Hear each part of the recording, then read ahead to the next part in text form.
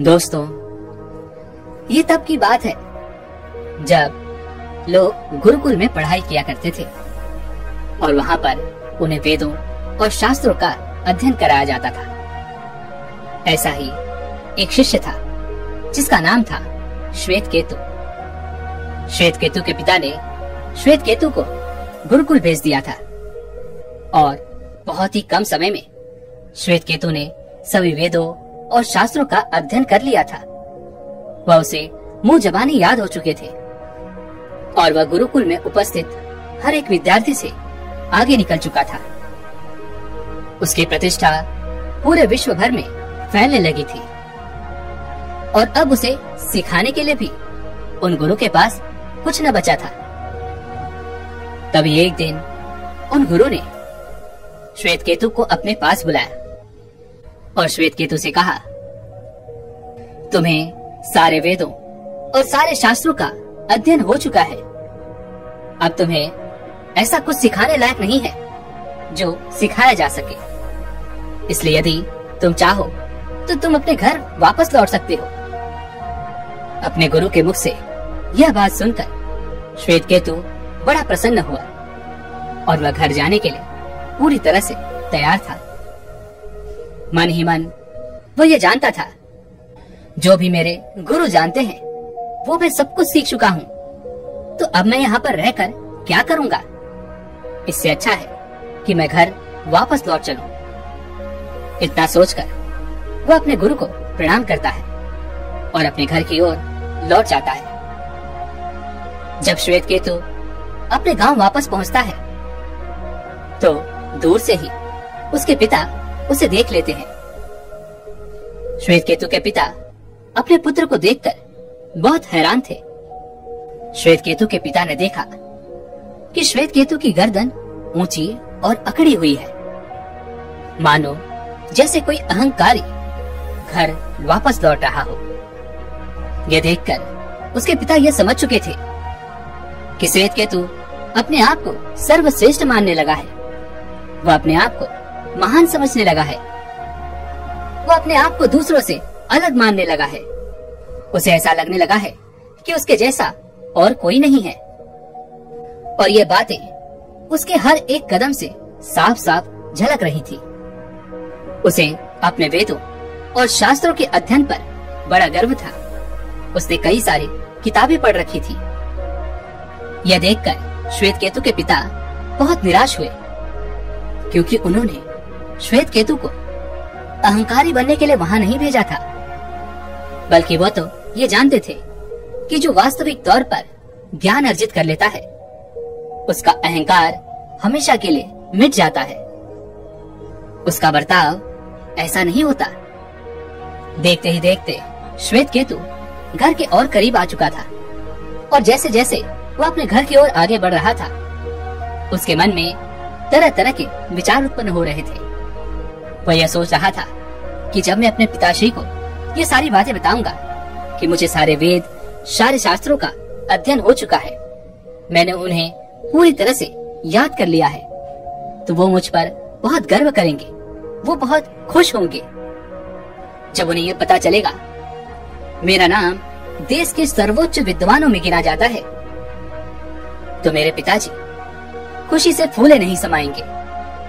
यह सोचकर वो बहुत प्रसन्न था, बहुत खुश था और इन्हीं विचारों के साथ वो आगे बढ़ता जा रहा था। वह जैसे ही घर में कदम रखता है तो अपने पिता को देखकर वो बड़ा हैरान रह जाता है। अपने पिता के चेहरे पर इस तरह की निराशा देख, इस तरह की उदासी देख उसे समझ नहीं आता कि आखिर क्या हुआ है। अपने पिता का निराशाजनक चेहरा देखकर श्वेत केतु खुद को रोक नहीं पाता। वो अपने पिता से कहता है, पिताश्री, आप इस तरह से उदास क्यों हैं? आखिर आपकी निराशा का क्या कारण है? मुझे बताइए, मैं अपने ज्ञान से आपको सही मार्ग दिखाऊंगा। क्या मुझसे कोई भूल हो गई है? इस पर श्वेत केतु के पिता श्वेत केतु से कहते हैं, बेटा, मुझे तुमसे केवल एक ही प्रश्न का जवाब चाहिए। क्या तुम मुझे मेरे प्रश्न का उत्तर दे सकोगे? श्वेत केतु बड़े गर्व से कहता है, पूछिए पिताजी, आप क्या जानना चाहते हैं? मैं आपके हर प्रश्न का उत्तर देने के लिए पूरी तरह से समर्थ हूँ। इस पर उसके पिता मुस्कुराने लगे और श्वेतकेतु से कहते हैं, बेटा, क्या तुमने वह जान लिया है जिसे जानकर कुछ और जानने की जरूरत नहीं रहती? क्या तुमने वह जान लिया है जिसे जान लेने के बाद सारे दुख मिट जाते हैं? क्या तुम्हें वहाँ पर वो सिखाया गया है जो सिखाया नहीं जा सकता? अपने पिता का यह प्रश्न सुनकर श्वेतकेतु हक्का बक्का रह गया। उसे ये समझ नहीं आया कि आखिर उसके पिता क्या कहना चाहते हैं। उसने बहुत देर सोचा, विचार किया और उसके बाद अपने पिता के प्रश्न का उत्तर देते हुए कहता है, पिताजी, मुझे जो कुछ भी सिखाया गया है, मैं जो कुछ भी जानता हूँ, वह सिखाया जा सकता है। इसे मैं किसी को भी सिखा सकता हूँ। इस पर श्वेतकेतु के पिता श्वेतकेतु से कहते हैं, बेटा, तुम अभी के अभी वापस गुरुकुल लौट जाओ। इस पर श्वेतकेतु कहता है, परंतु क्यों पिताजी? क्या मुझसे कोई भूल हो गई है? क्या मैंने कुछ गलत कह दिया? इस पर श्वेतकेतु के पिता कहते हैं, बेटा, अभी के अभी गुरुकुल वापस जाओ और अपने गुरु से याचना करो, उनसे विनती करो, वह सिखाने की जो सिखाया नहीं जा सकता। इस पर श्वेतकेतु हंसने लगा और अपने पिताजी से कहता है, पिताजी, मुझे माफ कीजिए, ये तो बड़ी बेतुकी बात है। जो सिखाया ही नहीं जा सकता, वो मुझे मेरे गुरु कैसे सिखा सकते हैं? कहीं आपकी बुद्धि भ्रष्ट तो नहीं हो गई? इस पर श्वेतकेतु के पिता कहते हैं, बेटा, ये गुरु की कला होती है। यदि शिष्य के अंदर गुण हैं, तो वह उन्हें वो भी सिखा सकते हैं जो सिखाया नहीं जा सकता। इसलिए अभी भी देर नहीं हुई है, वापस लौट जाओ और अपने गुरु से जाकर विनती करो कि वह तुम्हें वह सिखाएं जो सिखाया नहीं जा सकता। पिताजी की बातों पर श्वेतकेतु को बिल्कुल यकीन नहीं था, लेकिन उसने अपने पिता की बात मान ली और वह वापस गुरुकुल लौटा और अपने गुरु के पैरों को छूकर वह अपने गुरु से कहता है, हे गुरुवर, मेरे पिताजी ने मुझे कुछ अजीब सी मांग करने के लिए यहाँ पर भेजा है। वो कहते हैं कि जाओ अपने गुरु से वह सिखाने की मांग करो जो सिखाया नहीं जा सकता, और जब तक तुम ये सीख नहीं जाते तब तक घर मत लौटना। किंतु हे गुरुवर, क्या ऐसा भी कोई ज्ञान है जो सिखाया नहीं जा सकता? क्या ऐसी भी कोई विद्या है? और यदि है तो आपने मुझे इसके बारे में पहले क्यों नहीं बताया? इस पर श्वेतकेतु के गुरु श्वेतकेतु से कहते हैं, ये एक रहस्य है, एक ऐसी विद्या है जिसे सिखाया नहीं जा सकता। इस पर श्वेतकेतु कहता है, किंतु हे गुरुवर, जब मैं यहाँ पर था और मैं सभी वेदों और शास्त्रों का अध्ययन कर रहा था, तब तो आपने मुझे इसके बारे में कभी नहीं बताया। इस पर वह गुरुवर श्वेतकेतु से कहते हैं, ये एक ऐसा रहस्य है, ये एक ऐसी विद्या है जिसे यदि मैं चाहूं तो तुम्हें नहीं सिखा सकता। ये तब तक नहीं सीखा जा सकता जब तक कि इसे सीखने की इच्छा स्वयं विद्यार्थी में प्रकट ना हो। और जब तुम यहाँ पर विद्या ग्रहण कर रहे थे, तब तुमने कभी भी एक संकेत तक नहीं दिए कि तुम वो जानना चाहते हो जो सिखाया नहीं जा सकता। इसलिए आज तक तुम्हारे लिए ये एक रहस्य ही था। लेकिन यदि तुम इस विद्या को सीखना चाहते हो, इस रहस्य को जानना चाहते हो, तो आज से तुम्हें अपने जीवन की एक अलग यात्रा शुरू करनी होगी। किंतु मेरी एक बात याद रखना, ये ज्ञान बहुत सूक्ष्म है, जिसे शब्द और प्राणी भी छू नहीं सकते। इसलिए मैं तुम्हें केवल मार्ग दिखा सकता हूँ, लेकिन इस मार्ग पर तुम्हें ही चलना होगा, तुम्हें ही वो ज्ञान अर्जित करना होगा, क्योंकि ये ज्ञान मैं तुम्हें नहीं सिखा सकता। मैं तो केवल तुम्हारी सहायता कर सकता हूँ। क्या तुम ये ज्ञान अर्जित करने के लिए तैयार हो? श्वेत केतु कहता है, हे गुरुवर, मैं इस ज्ञान को अर्जित करने के लिए तैयार हूँ। बताइए मुझे क्या करना होगा? कुछ देर सोचने विचारने के बाद वह गुरुवर श्वेत केतु से कहते हैं, एक काम करो, गुरुकुल में कम से कम 400 गाय, बैल और अन्य मवेशी हैं। इन सभी को एक ऐसे घने जंगल में ले जाओ जहाँ कोई आता जाता ना हो। इस घने जंगल में तुम इन जानवरों के साथ मौन रहो। ये सभी तुम्हारी भाषा नहीं जानते और ना ही तुम इनकी भाषा जानते हो, इसलिए इंतजार करना। और जब प्रजनन की क्रियाओं के बाद इनकी संख्या 400 से 1000 हो जाएगी, तब तुम इन्हें लेकर वापस गुरुकुल लौट आना। अपने गुरु के मुख से यह बात सुनकर श्वेत केतु अपने गुरु से कहता है, किंतु हे गुरुवर, 400 से 1000 यह तो बहुत लंबा समय लेगा, और ऐसे में उस घने जंगल में ना तो मेरे पास कोई होगा जिससे मैं बात कर सकूं, जिससे मैं ज्ञान बांट सकूं, ना ही कोई चर्चा करने वाला होगा, ना ही कोई देख रेख करने वाला होगा, ना ही कोई शास्त्रार्थ करने वाला होगा। इतने समय तक मैं वहां पर क्या करूंगा? इस पर श्वेत केतु के गुरु श्वेत केतु से कहते हैं, मैंने तुम्हें पहले ही कहा था, मैं तुम्हें केवल मार्ग दिखा सकता हूँ, लेकिन इस पर तुम्हें स्वयं ही चलना होगा। यदि तुम वो सीखना चाहते हो जो सिखाया नहीं जा सकता, तो इस मार्ग पर तुम्हें अकेले ही चलना होगा, तभी तुम वो ज्ञान अर्जित कर पाओगे। अब फैसला तुम्हारे हाथों में है, क्या तुम इस ज्ञान को अर्जित करना चाहते हो या नहीं? इस पर श्वेत केतु एक बार फिर अपने गुरु से कहता है, किंतु हे गुरुवर, मैंने इतनी सारी किताबें पढ़ी हैं, इतने सारे वेदों और शास्त्रों का अध्ययन किया है, क्या मेरा ये सारा ज्ञान व्यर्थ है? आखिर आप मुझसे करवाना क्या चाहते हैं? इससे मुझे क्या मिलेगा? इस पर श्वेत केतु के गुरु श्वेत केतु से कहते हैं, तुम्हें वो मिलेगा जो किसी को दिया नहीं जा सकता।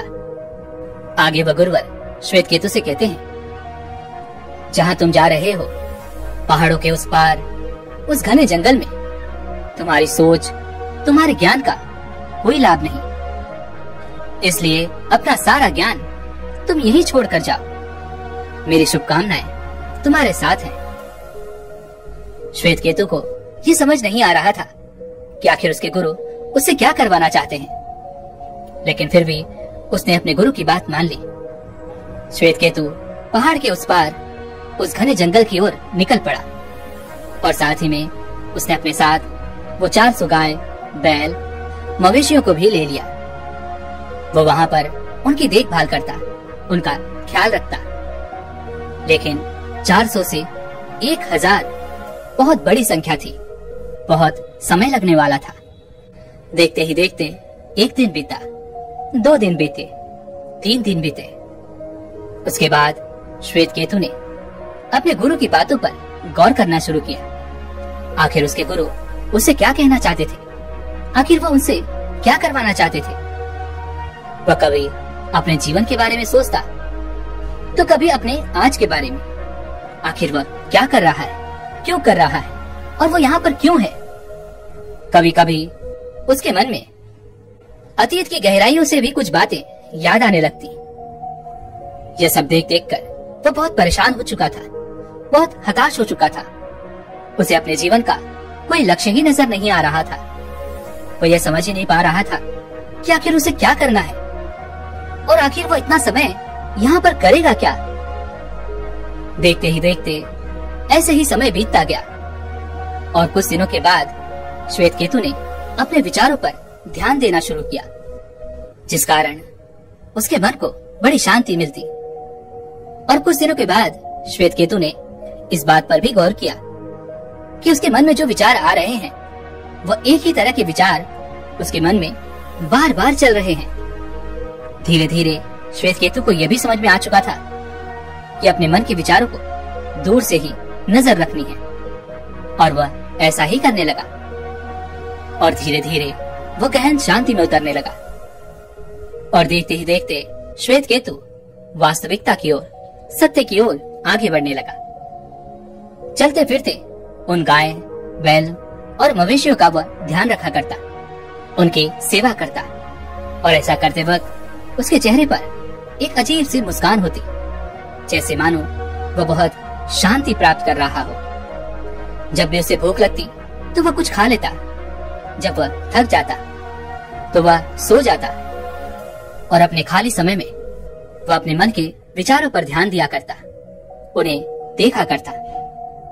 एक दिन श्वेत केतु ने यह महसूस किया कि जो वो शांति महसूस कर रहा है, जो वह खुशी महसूस कर रहा है, वो क्षमताओं से परे है, वो उसके मन से परे है।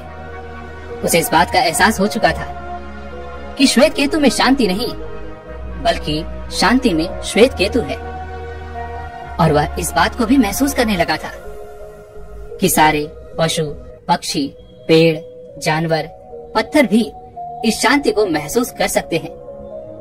और देखते ही देखते उसका ज्ञान इतना बढ़ चुका था कि वह देखकर ये बता सकता था कि कौन सा जानवर बीमार होने वाला है, कौन सा जानवर भूखा है, कौन सा जानवर दुखी है।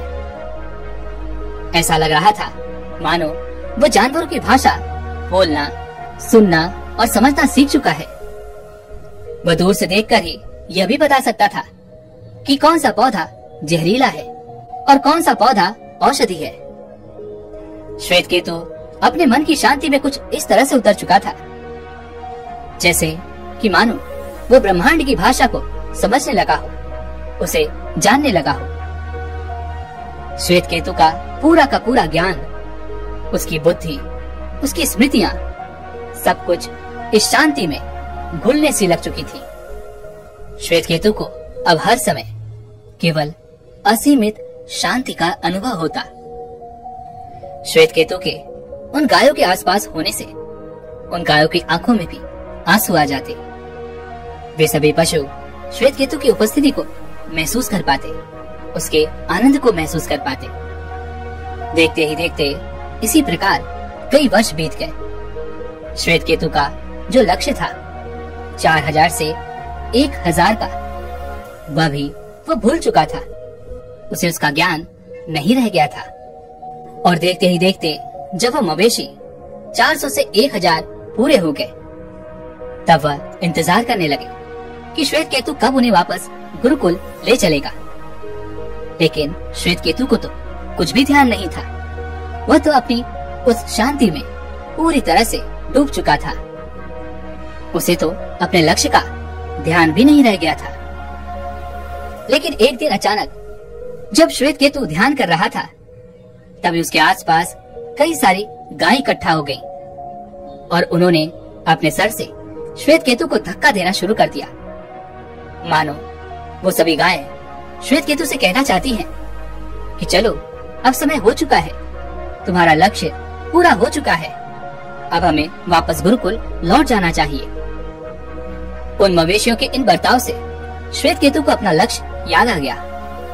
वह उनकी बात अच्छी तरह से समझ चुका था, इसलिए वह उन सभी को लेकर वापस गुरुकुल लौट रहा था। जब उन गुरुकुल के गुरु ने उसे 1000 मवेशियों के साथ आते हुए देखा, तो उन गुरु ने अपने बाकी शिष्यों से कहा, देखो 1001 गाय आ रही है। यहाँ पर 1001 गाय का मतलब ये है कि 1000 तो गाय थी, लेकिन एक श्वेत केतु था जिसका सारा अहंकार अब घुल चुका था। उसने वो सीख लिया था जो उसे सिखाया नहीं जा सकता था। उसका ज्ञान, गर्व और व्यक्तित्व सब कुछ खुल चुका था। यह देखकर श्वेत केतु के गुरु बहुत प्रसन्न हुए। जब श्वेत केतु उनके पास आया, उन्हें प्रणाम किया, तो उन्होंने श्वेत केतु को गले से लगा लिया और उससे कहा, अब तुम्हें और कुछ सीखने की कोई आवश्यकता नहीं है। तुम वह सब कुछ सीख चुके हो जो सिखाया नहीं जा सकता था। और ये जो आनंद है, इन्हें शब्दों में बयां नहीं किया जा सकता। इसलिए तुम चाहो तो अब तुम घर लौट सकते हो। इस पर श्वेत केतु अपने गुरु से कहता है, हे गुरुवर, मैं यहाँ पर आपका आशीर्वाद लेने आया हूँ। मैं जानता हूँ मेरे भीतर पहले बहुत अहंकार था, लेकिन वहां पहुंचने के बाद सब कुछ धीरे धीरे शांत हो गया। मेरा सारा अहंकार मानो पता नहीं कहाँ गुम हो गया। हे गुरुवर, आपका मेरे ऊपर बहुत उपकार है। आप जैसा गुरु पाकर मैं धन्य हो गया। आपने मुझे वो भी सिखा दिया जो सिखाया नहीं जा सकता। इतना कहकर श्वेतकेतु ने अपने गुरु को प्रणाम किया और वह वापस अपने पिता के घर लौट आया। अब की बार उसके पिता भी श्वेतकेतु को इस तरह से देखकर बहुत खुश थे। उनकी खुशी का कोई ठिकाना नहीं था। दोस्तों, इस कहानी से हमें 3 सीखें मिलती हैं। पहले ये कि एक गुरु अपने शिष्यों के लिए कुछ ऐसी ही परिस्थितियां निर्मित करते हैं जहां पर मजबूरन उन्हें अपने मन और अहंकार को देखना पड़े, क्योंकि मन के पीछे ही शांति है और जब हम इसे देख पाते हैं तभी हमारे भीतर वैराग्य उत्पन्न होता है। दूसरी बात, हमारे मन में जो भी विचार चलते हैं वह एक ही तरह के होते हैं और वही विचार बार बार हमारे मन में घूमते रहते हैं। मन एक मानवीय रचना है, इस बारे में आप तो जानते ही होंगे। मन को लगातार कुछ न कुछ चाहिए, फिर चाहे वो कोई विचार हो, फिर चाहे वो कोई ज्ञान हो, लेकिन उसे लगातार कुछ न कुछ चाहिए ही। और जब उसे वो मिलता रहता है, जब हमारा ध्यान उस पर रहता है, तो इसका अर्थ ये हुआ कि हमारा मन जिंदा है। यदि मन के उन विचारों में उलझा ना जाए तो आपको ये पता चल जाएगा कि मन सिर्फ दोहराव है, जिसके अंदर एक ही विचार बार बार घूमते रहते हैं। और जब आप अपने मन के एक ही विचारों को बार बार देखते रहते हैं, तब आपको अपने मन से उबन होने लगती है। और जब ऐसा होता है तो हम अपने मन के उन सभी विचारों से दिलचस्पी खो देते हैं और तब जाकर वैराग्य पैदा होता है और हम शांति और सत्य की ओर आगे बढ़ते हैं। तीसरी बात जो हमें इस कहानी से सीखने को मिलती है, जब आप अगली बार ध्यान करने बैठे तो अपने आप को एक गहरी गुफा में प्रवेश करता हुआ देखिए। ये गुफा आपके ध्यान के लिए उपयुक्त है, जहाँ चारों तरफ शांति है, कोलाहल से दूर, जहाँ आप शांति से ध्यान कर सकते हैं। आप ये देखें कि जो भी विचार आपके मन में उत्पन्न हो रहे हैं, उसके पीछे एक अजीब सी शांति है। इस चीज को अनुभव करें, इस आनंद को अनुभव करें। इस शांति को किताबों से नहीं जाना जा सकता, इसे तो आपको स्वयं ही अनुभव करना होगा। इसका अनुभव आपको स्वयं ही प्राप्त करना होगा। यह आपको कोई और नहीं सिखा सकता। इसके लिए आपको खुद ही प्रयास करना होगा। दोस्तों, उम्मीद है कि आपने आज की इस वीडियो से जरूर कुछ न कुछ सीखा होगा। तो इस वीडियो को लाइक और अपने दोस्तों के साथ शेयर करना ना भूलें और हमें ऐसे ही सपोर्ट करने के लिए चैनल को सब्सक्राइब और घंटी बटन को भी जरूर दबा दें। तो चलिए मिलते हैं ऐसे कोई वीडियो में, तब तक के लिए अपना ख्याल रखें। धन्यवाद।